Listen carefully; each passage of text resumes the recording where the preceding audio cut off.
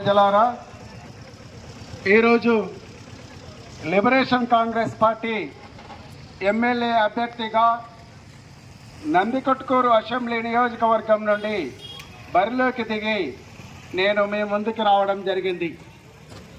దశాబ్దాల కాలం నుంచి ఆంధ్రప్రదేశ్ రాష్ట్రంలో కేవలం రెండు సామాజిక వర్గాలకు చెందిన 2 కుటుంబాల వారసులు మాత్రమే రాష్ట్ర రాజకీయాలను, దేశ రాజకీయాలను శాసిస్తున్నారు. దశాబ్దాల కాలం నుంచి ఉరిటిలో మొదలైన బహుజన జాతి బిడ్డల ఆకలి కేకలు విద్యాలయాల మెట్లెక్కినా ఆగడం లేదు. విశ్వవిద్యాలయాల్లో సైతం రోహిత్ వేముల లాంటి నా జాతి బిడ్డల సావు కేకలు ఇంకా వినిపిస్తూనే ఉన్నాయి. అయినా మనలో చలనం లేదు, చైతన్యం లేదు. ఎప్పుడొచ్చును నా జాతికి ఓటు చైతన్యం? అదే కదా నేను కోరుకునేది. దశాబ్దాల కాలం నుంచి ఆంధ్రప్రదేశ్ రాష్ట్రంలో ఈ పెత్తందారుల రాజకీయ పార్టీల పరిపాలనలో ఇంతకాలం మనం మోసపోయింది చాలు. పేద ప్రజల కోసం, పేద ప్రజల చేత, పేద ప్రజల యొక్క సుస్థిరమైన ప్రభుత్వాన్ని ఏర్పాటు చేయడానికి మన ముందుకు వచ్చాడు మాజీ ఐఏఎస్ అధికారి Shri GSR KR Vijay Kumar sir గారు. మరి ఒక మేధావి వర్గం నుండి మన ముందుకు వచ్చినప్పుడు ఆ యొక్క లిబరేషన్ కాంగ్రెస్ పార్టీకి మద్దతు పలకాల్సిన బాధ్యత మనందరిపై ఉందని ఈనాడు నేను తెలియజేసుకుంటున్నాను. సోదరులారా, భయం అనేది బానిసత్వాన్ని పెంచి పోషించే ఒక ప్రమాదకరమైనటువంటి వైరస్ లాంటిది. పిరికితనంతో కూడుకున్న భయం మన ఒంట్లో ఉన్నంత వరకు మనం దేనిని సాధించలేం. ఈనాడు ఈ పెద్దందాల రాజకీయ పార్టీలను అమాయకులపై అక్రమ కేసులు బనాయిస్తున్నా ఎదిరించే శక్తి లేక మూగబోతున్న ప్రశ్నించే గొంతుకలెన్నో.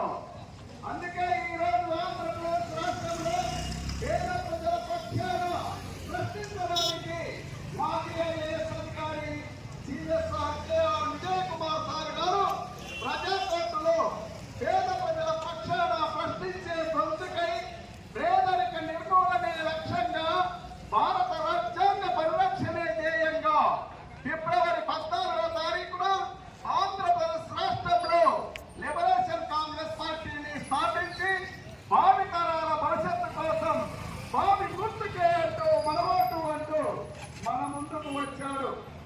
ఈరోజు ఓటుకు వెలకట్టే పెద్దందాల రాజకీయ పార్టీలను పేద ప్రజల పక్షాన ప్రశ్నించే గొంతుకై ముందుకు వచ్చిన లిబరేషన్ కాంగ్రెస్ పార్టీ అభ్యర్థులకు జరుగుతున్న ఈ పోరులో న్యాయ నిర్ణేతలు మీరే.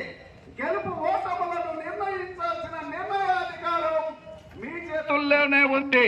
రాజ్యాధికార కట్టమైనటువంటి వజ్రాయుధం లాంటి మీటు ఓటు హక్కును పచ్చ నోటుకు, సారా ప్యాకెట్కు, బిర్యానీ ప్యాకెట్కు తాకట్టు పెడితే మన పిల్లల భవిష్యత్తు 5 సంవత్సరాలు అంధకార వలయంలోనికి చిక్కుకొని పోయి మన పిల్లల భవిష్యత్తు ప్రశ్నార్థకంగా మారుతుందని ఈనాడు నేను గుర్తు చేస్తున్నాను. సోదరులారా, మా లిబరేషన్ కాంగ్రెస్ పార్టీ ఆంధ్రప్రదేశ్ రాష్ట్రంలో అధికారంలోనికి వచ్చిన వెంటనే ప్రతి పేదవాడికి, నిరుపేద రైతు కూలి సోదరునికి 3 ఎకరాల ప్రభుత్వ భూమిని ఇచ్చే విధంగా ఈనాడు మేనిఫెస్టోను మన దళాధిపతి విజయ్ కుమార్ సార్ గారు రూపొందించారు.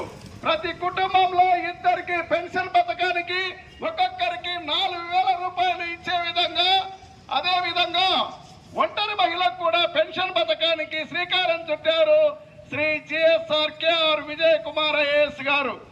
ఈనాడు మేము చెప్పేది ఏమిటంటే, ఈ మతోన్మాద మనువాద భావాజాల రాజకీయ పార్టీల పరిపాలనలో జరుగుతున్న అన్యాయాలను, అత్యాచారాలను, దోపిడీలను, దౌర్జన్యాలను ఎదిరించే ధైర్యం, ప్రశ్నించే శక్తి నీకు లేనప్పుడు మీకు చేతనైతే చాటుగా వేసే మీ ఓటునైనా లిబరేషన్ కాంగ్రెస్ పార్టీ ఎమ్మెల్యే అభ్యర్థి బావి గుర్తుపై వేయించి నన్ను గెలిపించి అసెంబ్లీకి పంపించండి. పేద ప్రజల పక్షాన అసెంబ్లీలో ప్రశ్నించే గొంతుకనై పాలక పక్షానికి ప్రతిపక్షానికి గుండెల్లో రైలు పరిగెత్తించి ఈ నందికొట్కూరు నియోజకవర్గంలో చలామణి అవుతున్న చంచాగిరి నాయకత్వాన్ని తరిమి కొట్టడానికి నేను ఒక పెనుమంట తుపానునై లిబరేషన్ కాంగ్రెస్ పార్టీ అభ్యర్థిగా మీ ముందుకు వచ్చాను. మీ అమూల్యమైన ఓటును వేయించి గెలిపించి నన్ను అసెంబ్లీకి పంపించండి అని మనసారా ప్రార్థిస్తూ వేడుకొడుతున్నాను ఈ పాములపాడు ఓటర్ మహాశయులందరికీ.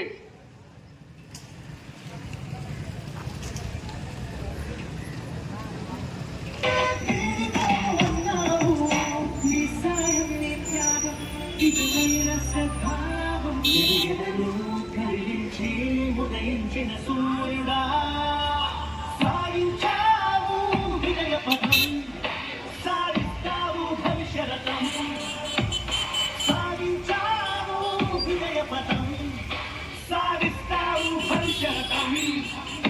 మా జనాధిపతి విజయన్న, మా జనాధిపతి విజయన్న, మా జనాధిపతి విజయన్న, మా జనాధిపతి విజయన్న, మా జనాధిపతి విజయన్న. బస్సులో